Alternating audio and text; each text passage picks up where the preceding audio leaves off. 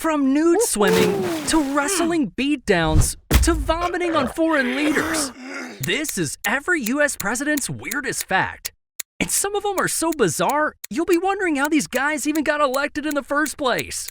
Like George Washington, a man whose dental problems were so horrific, he only had one real tooth left by the time he became president. And no, despite the myth, his dentures weren't wooden. They were so much worse.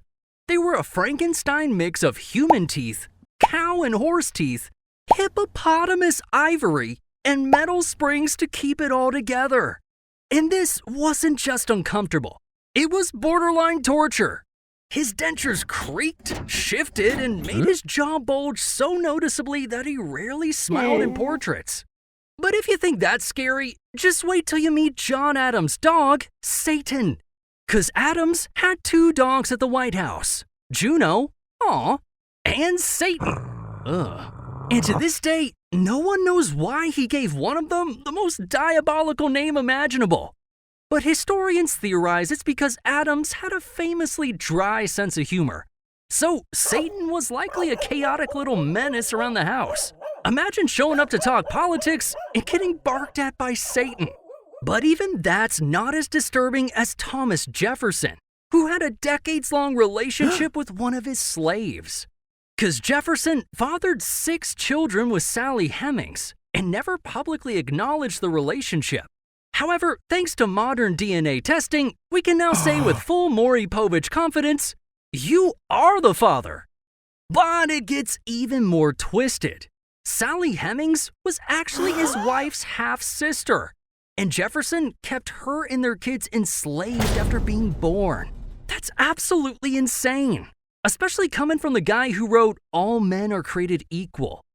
But while Jefferson was tangled in contradictions, his political protege was sharp, serious, and pretty dang small. 'Cause James Madison stood at just 5 foot 4 inches and barely cracked 100 pounds, the smallest president in US history. They called him Little Jimmy, but this little man was the chief architect of the Constitution, helped draft the Bill of Rights, and co-founded the Democratic-Republican Party. So while he may have been a short king, James Madison left a massive legacy. But speaking of legacies, we can't forget James Monroe, the only US president with a foreign capital named after him, Monrovia, Liberia. Yeah, all the way in Africa. Monroe supported resettling freed African Americans in West Africa rather than integrating them back into American society. In 1822, they named the capital Monrovia in his honor. But while some presidents enjoyed their own capital, other presidents enjoyed skinny dipping. 'Cause every morning, John Quincy Adams would strip down and take a nude swim in the Potomac River. And in 1825, reporter Anne Royale sat on his clothes while he was in the river and refused to move until he agreed to an interview, making John Quincy Adams the only president in history to be interviewed butt naked. Talk about a transparent administration. You're welcome.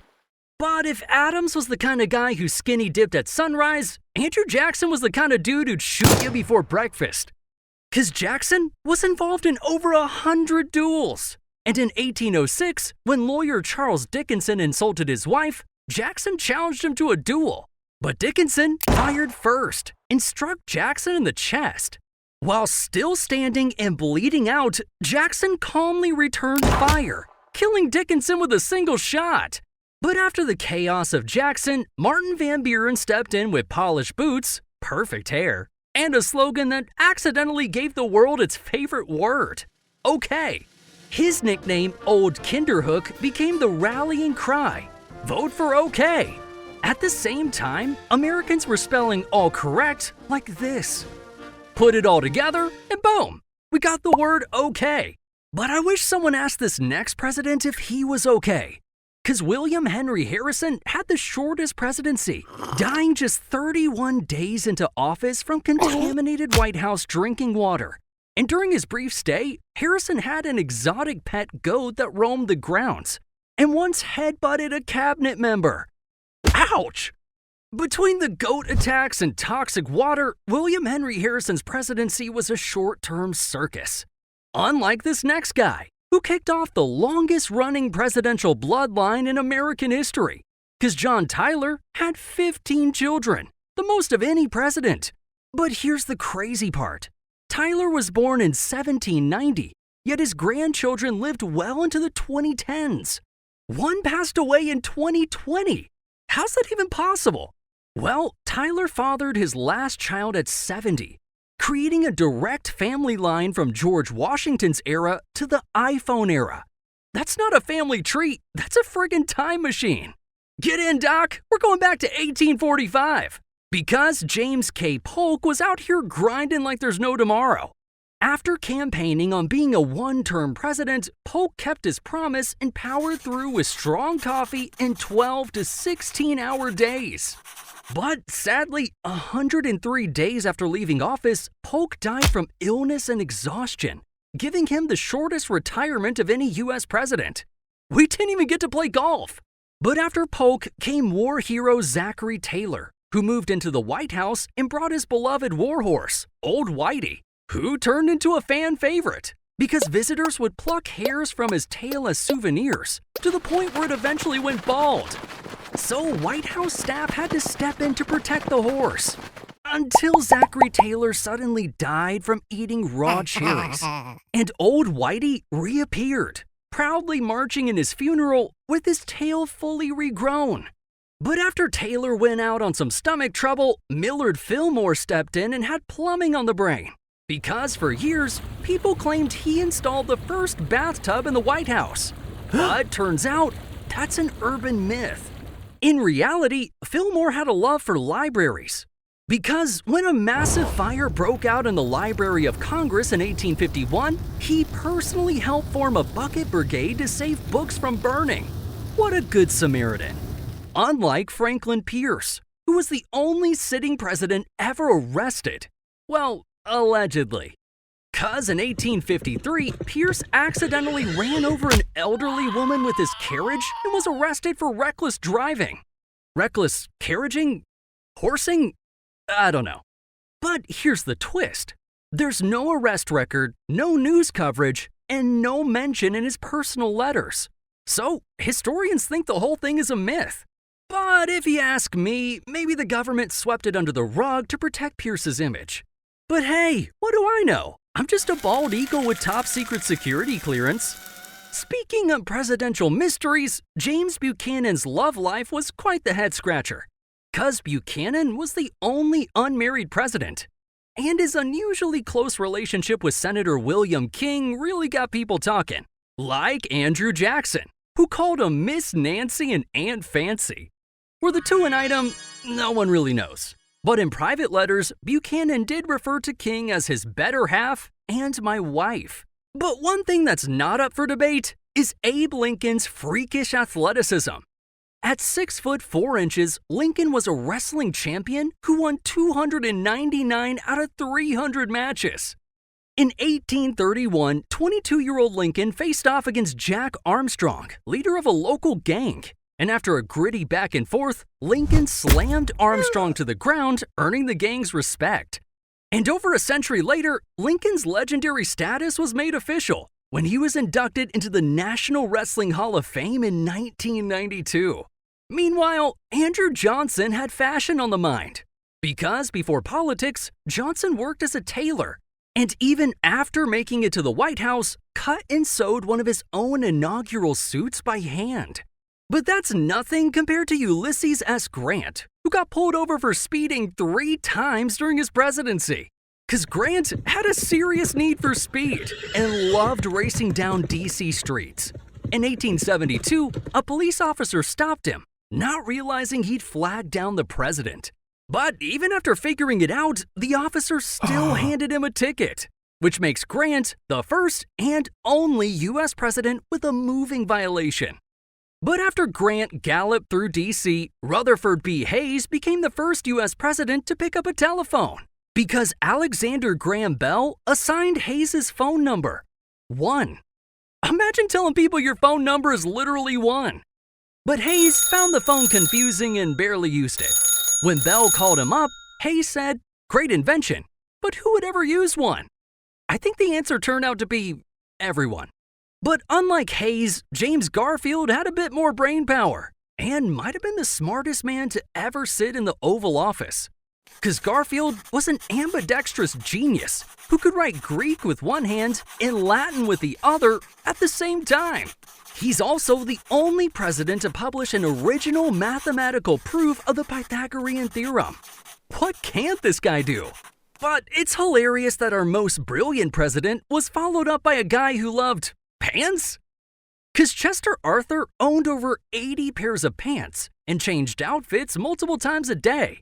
He took late-night strolls to window shop luxury clothes, and one reporter joked Arthur would rather lose a vote than a good tailor. But while Arthur was shopping for silk ties, Grover Cleveland was executing people. Before his presidency, Cleveland served as sheriff and twice acted as official hangman, personally pulling the lever on convicted murderers. And when others offered to handle the grim duty, Cleveland refused, wanting to spare them the guilt. That's kinda wholesome, I think. But this also became campaign ammo for his opponents, who later mocked that he appeared mighty comfortable around a gallows. So instead of handling executions, our next president was handling dinner plates. Because Benjamin Harrison was William Henry Harrison's grandson, the only grandfather-grandson presidential duo. And when Benjamin took office, he used the same White House china his grandfather had purchased 48 years earlier. However, Harrison joked that the only advantage of being related to a president was some old dinner plates. But for William McKinley, his good luck charm wasn't inherited. It was the red carnation he always wore in his lapel, which he believed brought him good fortune. Until he took it off at an event, handed it to a little girl, and minutes later, bang! And the red carnation became Ohio State flower in his memory. But speaking of flying bullets, did you know Teddy Roosevelt gave an 84-minute speech with a bullet lodged in his chest? While on the campaign trail, Teddy was shot at point-blank range. The bullet tore through his coat, eyeglass case, and a 50-page folded speech, which slowed the bullet just enough to spare his life. And with a bullet lodged near his rib, Roosevelt stood up and delivered an 84-minute speech before going to the hospital. What a legend! But speaking of old legends, most people think William Howard Taft was so big he got stuck in a bathtub. Turns out, that story's a total myth. Taft did, however, install an extra-large custom bathtub big enough to fit 4 grown men. 'Cause at 340 pounds, the man needed a little room. But if you think that's wild, wait till you hear about the First Lady who quietly took over the country. Because in 1919, Woodrow Wilson suffered a stroke that left him paralyzed. And for 17 months, his wife Edith Wilson stepped in behind the scenes, screening visitors, controlling paperwork, and effectively running the executive branch. All while the public had no idea. But at least that's not as reckless as Warren G. Harding, who gambled away a priceless set of White House china in a hand of poker. 'Cause in a raucous poker night at the White House, Harding wagered china dating back to James Madison. And he lost. His advisors were horrified. But Harding? He just laughed it off. Considering his presidency was rife with corruption, that china was probably the least valuable thing he lost. But one thing this next president wasn't gonna lose was his pet raccoon. 'Cause in 1926, Calvin Coolidge was sent a live raccoon for Thanksgiving dinner. And instead of eating it, he pardoned the raccoon, named her Rebecca, and made her a White House pet. The First Lady even walked her on a leash around the grounds. Too bad the turkey didn't get that kind of treatment. But believe it or not, the Coolidges weren't as peculiar as the Hoovers, who were intensely private people and spoke Mandarin to each other to confuse eavesdroppers. But it went even further. Herbert Hoover hated encountering servants in the hallways, so an elaborate system of bells and signals was installed to warn when the president was approaching. The staff were told to flatten themselves against walls or dive into rooms when he walked by. But while Hoover's staff feared seeing the president, FDR feared seeing something else entirely. The number 13. 'Cause Franklin Roosevelt suffered from triskaidekaphobia, intense fear of the number 13. He refused to travel on the 13th, sit at a table with 13 guests, or launch initiatives on Friday the 13th. This is the same guy who took on Hitler in the Great Depression. But a prime number is where he drew the line. You know what else has got me shaking my beak? Harry Truman's middle name. 'Cause the S in Harry S. Truman doesn't actually stand for anything. Yeah, it's literally just the letter S, a compromise to honor both grandfathers. And even though you'll often see a period next to it, just remember it's nothing more than one letter. Kinda weird. Just like the bizarre irony of Dwight D. Eisenhower, who grew up in a deeply religious pacifist household that opposed violence. Yet Ike went on to become one of the most celebrated World War II generals, leading the Allied invasion of Normandy and defeating Nazi Germany. From pacifist roots to defeating Hitler. Talk about a plot twist. But speaking of twists and turns, let's talk about John F. Kennedy's love life. Because this president wasn't just a leader, he was a full-on womanizer. He had affairs with celebrities, interns, and even spies, like Ellen Romesh, a stunning socialite who had ties to East German intelligence. Or Marilyn Monroe, who delivered a sultry Happy Birthday Mr. President performance at Madison Square Garden. Or even a 19-year-old White House intern who JFK seduced in her first week. This man was an animal. Poor Jackie. But you know who else deserves sympathy? Lyndon B. Johnson's staff. 'Cause LBJ had no concept of personal boundaries. He held meetings while sitting on the toilet, door wide open. And he would even relieve himself outdoors in front of staff, reporters, and Secret Service. Sir, can you put that away, please? Gross. At least Richard Nixon added something cool to the White House. 'Cause in 1969, Nixon had a private one-lane bowling alley installed underneath the building. He'd sneak down late at night in his suit to bowl and clear his head. And his high score? Over 200. But after Nixon resigned, Gerald Ford was sworn into office, making him the only person to serve as both vice president and president without ever being elected. 'Cause Nixon appointed Ford as VP when Spiro Agnew resigned. And when Watergate took down Nixon, Ford moved up again. Unelected but fully constitutional. Talk about being in the right place at the right time. But speaking of presidential anomalies, did you know that Jimmy Carter saw a UFO? 'Cause in 1969, Carter witnessed a strange green light and filed an official report. During his 1976 campaign, he promised to declassify government UFO files, but Cold War pressures changed his mind. Carter remains the only US president to formally report a UFO sighting. But while Carter was searching for UFOs, Ronald Reagan was making movies. 'Cause before politics, Reagan appeared in over 50 films. But one of his most heroic roles came before the cameras, when he was a young lifeguard and saved 77 people from drowning over 7 summers. After each rescue, he carved a notch into a wooden log, which he proudly brought into the Oval Office when he became president. But Reagan wasn't the only adventurous president, because George H.W. Bush took birthday parties to new heights. When celebrating his 75th, 80th, 85th, and 90th birthdays, Bush jumped out of airplanes over his house in Maine, saying, just 'cause you're an old guy, you don't have to sit around drooling in the corner. Which is great, because sitting is exactly what got him into trouble overseas. In 1992, Bush vomited on the Japanese Prime Minister during a state dinner, inspiring the Japanese slang bushusuru to do the Bush thing. So while skydiving might be risky, at least it's safer than sushi with diplomats. And speaking of high-risk presidents, we can't forget about Bill Clinton, who had a 2-year affair with White House intern Monica Lewinsky, famously denying it. I did not have sexual relations with that woman. Well, he did. Can you be a little less creepy, Bill? Like George W. Bush, who managed to avoid affairs, scandals, and even flying shoes. 'Cause in 2008, an Iraqi journalist hurled both shoes at Bush during a Baghdad press conference. Bush dodged him like a pro and cracked, "All I can report is that it was a size 10. Nice reflexes for a commander-in-chief. But like Bush's reaction time, Obama had some athleticism of his own. 'Cause he converted the White House tennis court into a basketball court and hosted pickup games against NBA stars like LeBron James and Kobe Bryant.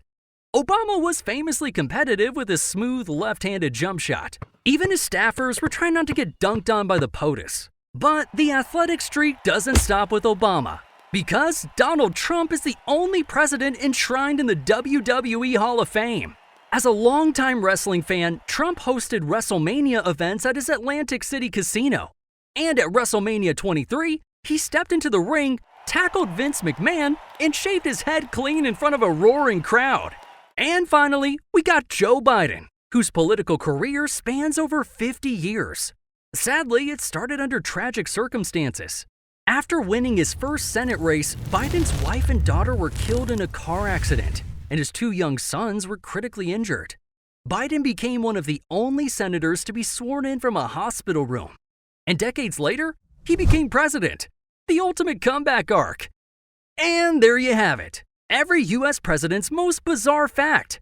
And if you thought that was disturbing, wait till you see which presidents secretly hated each other. From name-calling, to backstabbing, to full-blown political sabotage. These are US presidents who had some serious beef. So click this video right here and enjoy the drama.